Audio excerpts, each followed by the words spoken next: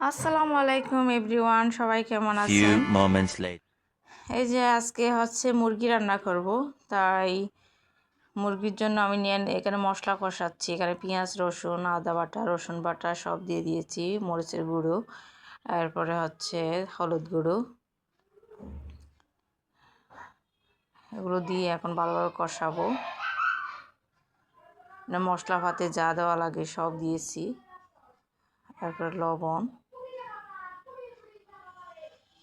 আর হচ্ছে পাঁচফোড়ন, সব উপাদান দিয়ে আমি মশলাগুলো ভালোভাবে কষিয়ে নেব।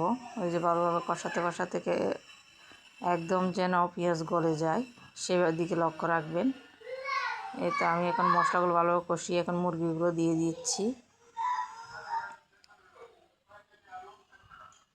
মুরগিগুলো দিয়ে ভালোভাবে আরও একটু ভালোভাবে কষিয়ে নেব, যাতে মশলা মুরগির ভিতরে ঢুকে যায়।